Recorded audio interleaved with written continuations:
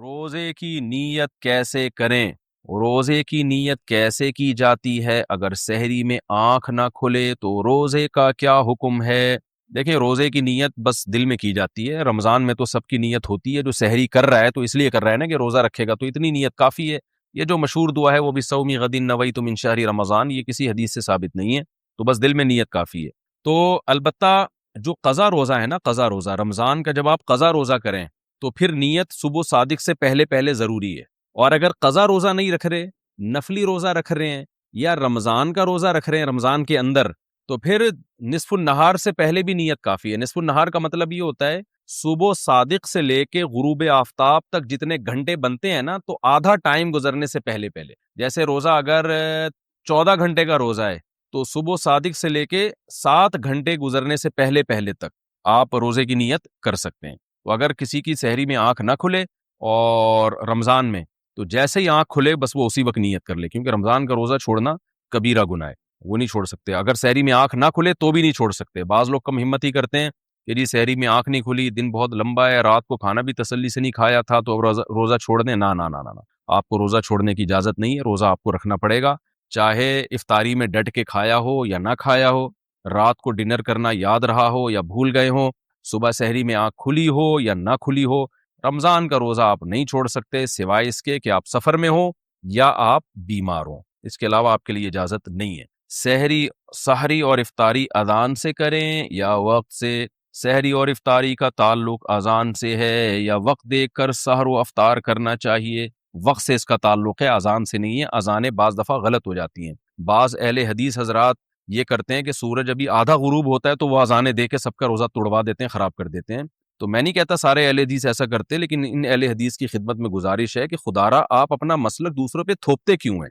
اگر آپ کی رائے یہ ہے کہ آدھا سورج غروب ہونے پر افطار جائز ہے تو آپ کر لیں، لیکن آپ اذان دے کے سب کے روزے توڑوا دیتے ہیں اور اپنی رائے سب پہ مسلط کرتے ہیں، تو یہ بہت بہت غلط ہے، یہ بہت زیادتی ہے۔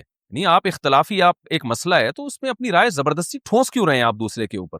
بعض دفعہ ایسے ہوئے ہیں واقعات کہ کسی اہل حدیث کی مسجد سے اذان ہی پہلے ہو گئی، ان سے پوچھا گیا تو کہہ رہے ہیں ہمارے مسلک میں اور یہ حدیث کی روشنی میں جائز ہے، حالانکہ ایسا نہیں ہے حدیث سے۔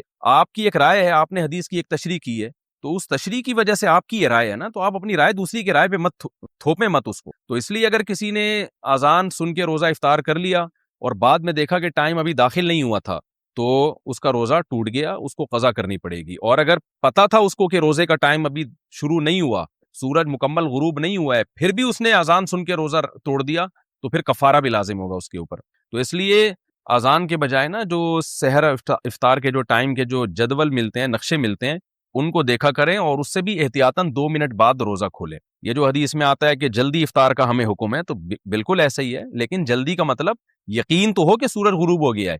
تو یہ جو نقشے ہمیں ملتے ہیں جن میں سورج غروب ہونے کا ٹائم لکھا ہوتا ہے، یہ احتیاطی ٹائم ہوتا ہے، یقینی نہیں ہوتا، یعنی 100% اس پہ یقین نہیں ہوتا، لہذا اس میں کم از کم 2 منٹ کی احتیاط لازمی کیا کریں۔ میرا یہ معمول ہے ہمیشہ سے کہ اگر سورج غروب ہونے کا ٹائم 6:30 لکھا ہوا ہے تو میں 6:32 پہ افطار کرتا ہوں۔ تو سحری میں بھی بہتر ہے کہ 1 منٹ پہلے بند کر لیں، تو اس لیے اس میں احتیاط کے پہلو کو پر عمل کرنا چاہیے۔ ہاں، اگر آپ نے کئی بار تجربے کے بعد دیکھ لیا کہ ہماری مسجد کی اذان صحیح ٹائم پہ ہوتی ہے، جو غروب آفتاب کا ٹائم لکھا ہے اس سے 2 منٹ بعد ہوتی ہے، تو پھر آپ اذان پہ افطار کر لیں۔ میں جہاں رہتا ہوں یہاں ہم نے مؤذن کو پابند بنایا ہوا ہے کہ بھائی جو غروب آفتاب کا ٹائم ہے، جو ایگزیکٹ ٹائم ہے نا، اس سے 2 منٹ کے بعد آپ نے اذان دینی ہے، تو وہ دیتے ہیں۔ اس طرح پھر ہمیں اطمینان ہوتا ہے کہ اذان صحیح ٹائم پہ ہو رہی ہے، تو پھر آپ اذان پہ افطار کر سکتے ہیں۔ سارا دن محنت کی ہے تو 1-2 منٹ میں کیا جلد بازی کر کے کیا کر لیں گے بھائی؟ کیوں اپنے روزے کو مشکوک بناتے ہیں؟ سحری کے وقت میں اختلاف، عوام کیا کرے؟ سحری کے وقت میں اختلاف کے بارے میں رہنمائی فرمائیں، عوام اس اختلاف میں کیا کرے؟ جی ہاں، سحری کے وقت میں یہ اختلاف ہے کہ 18 ڈگری پہ سحری کا وقت ختم ہوتا ہے یا 15 ڈگری جب سورج آ جاتا ہے۔ ہمارے شیخ حضرت مفتی رشید احمد صاحب رودیانوی رحمۃ اللہ علیہ رحمہ اللہ تعالیٰ فلکیات کے بہت ایکسپرٹ تھے، ماہر تھے۔ ان کی رائے یہ تھی کہ 15 ڈگری پہ جب سورج آتا ہے تو سحری کا وقت ختم ہوتا ہے، اور وہ آج کل جو نقشے چل رہے ہیں نا، اس سے تقریباً 15-20 منٹ کے بعد وہ ٹائم شروع ہوتا ہے۔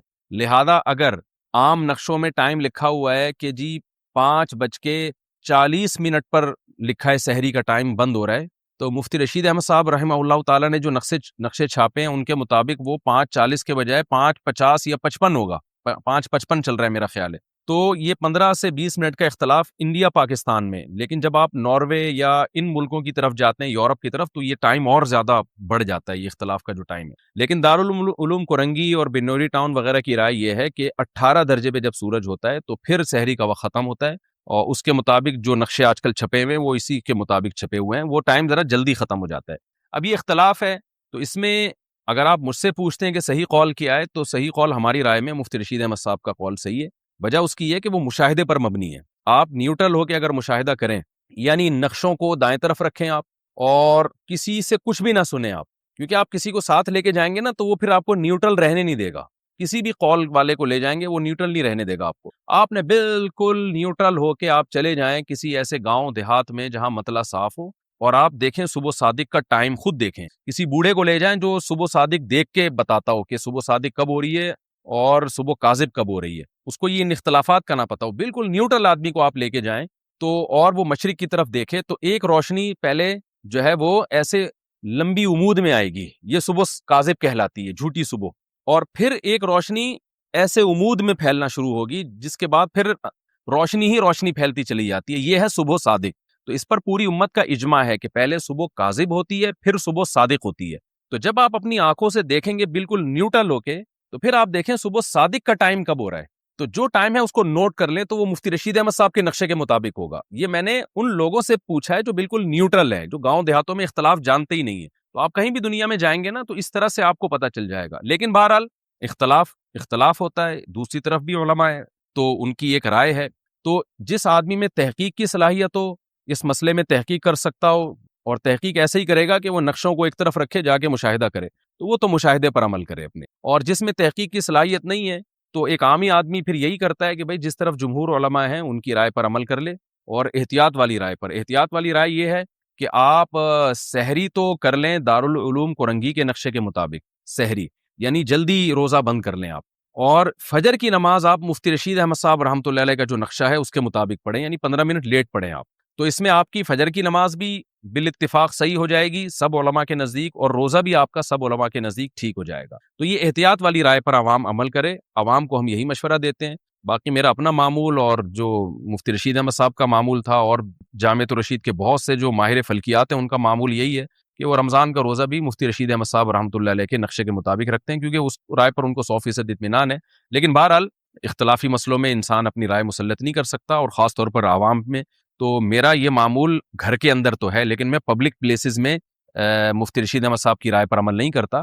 پبلک پلیسز میں کہیں بیٹھے ہوں یا کہیں رشتہ دار آئے ہوں، مہمان ہوں، تو پھر جس ٹائم پہ سب سحری بند کر رہے ہیں ہم بھی اسی ٹائم پہ بند کرتے ہیں، تاکہ خام خامے کوئی جھگڑا نہ ہو، کوئی لوگوں کو اشکالات نہ ہو. ایسا نہ ہو کہ میں دیر تک کھا رہا ہوں تو لوگ پوچھیں مفتی صاحب سحری کا وقت ختم ہو گیا، ابھی آپ 15 منٹ بعد کس خوشی میں کھا رہے ہو. ان کو کون سمجھائے گا؟ تو ایک لوگوں میں ایک کنفیوژن پیدا ہوتی ہے، اختلاف پیدا ہوتا ہے، جھگڑے پیدا ہوتے ہیں. ایسا کام نہیں کرنا چاہیے جس سے لوگوں میں ایک اختلاف پیدا ہو. تو اس وقت ہم اپنی رائے چھوڑ دیتے ہیں، ہم کہتے ہیں کوئی بات نہیں، کوئی دیر تک کھانا فرض تو ہے نہیں.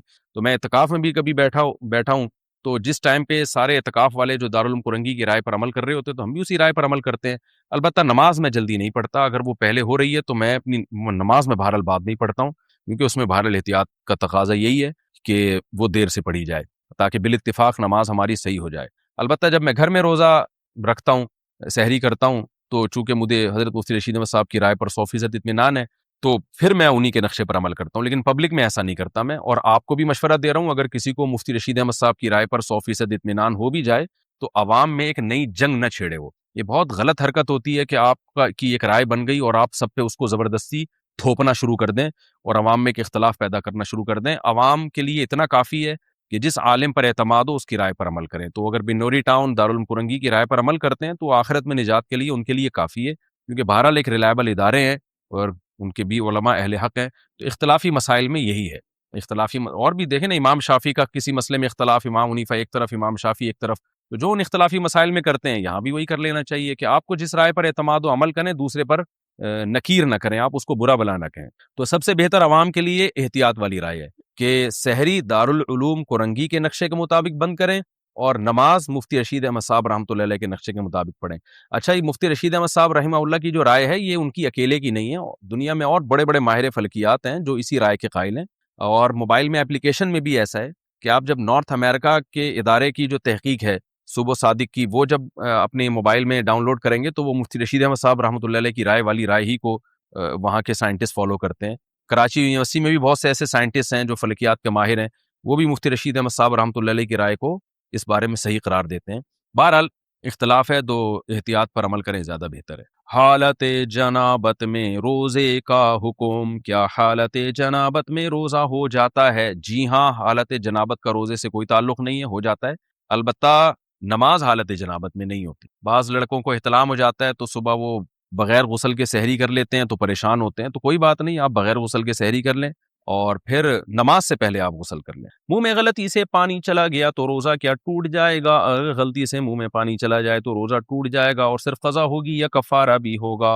ایک ہوتا ہے بھولے سے پانی پی لینا, تو بھولے سے پانی پینے سے تو روزہ بھی نہیں ٹوٹتا, کفارہ بھی نہیں ہوتا. ایک ہے غلطی سے پانی چلا جانا, یعنی آپ کو روزہ یاد تھا اور آپ نے منہ میں کلی کی اور غلطی سے منہ میں چلا گیا, وہ روک ہی نہیں سکے پانی, تو پھر روزہ ٹوٹ جائے گا آپ کا. ایسی کوئی حدیث ہمارے پاس نہیں ہے جس میں آتا ہے کہ غلطی سے پانی پینے سے بھی روزہ نہیں ٹوٹتا. بھولے سے ہے, غلطی کا نہیں ہے. تو غلطی سے چلا گیا تو یہ چونکہ آپ کی غفلت ہے لہذا روزہ ٹوٹ جائے گا, لیکن کفارہ نہیں ہوگا کیونکہ جان کر آپ نے نہیں کیا, صرف قضا ہوگی. روزہ نہیں رکھا تو صرف قضا اور کفارے کا حکم. اگر کوئی شخص جان بوجھ کر روزہ نہ رکھے تو بعد میں قضا کرے گا یا کفارہ بھی دے گا. اگر روزہ رکھا ہی نہیں ہے تو پھر صرف قضا کرے گا, کفارہ نہیں دے گا, اور بہت بڑا کبیرہ گناہ بھی ہوگا, مرتکب ہوگا گناہ کا. اور اگر توڑ دیا تو پھر کفارہ بھی ہے 60 روزوں کا. روزہ توڑنے کا کیا وبال ہے؟ جان بوجھ کر روزہ توڑنے کا رواج بڑھتا جا رہا ہے, اس بارے میں کچھ ارشاد فرما دیں. بہت بڑا جرم ہے رمضان کا روزہ چھوڑنا بھی اور توڑنا بھی. چھوڑ دیا تو قضا رکھنی پڑے گی اور گناہ بھی ہوگا, توبہ بھی کرنی پڑے گی.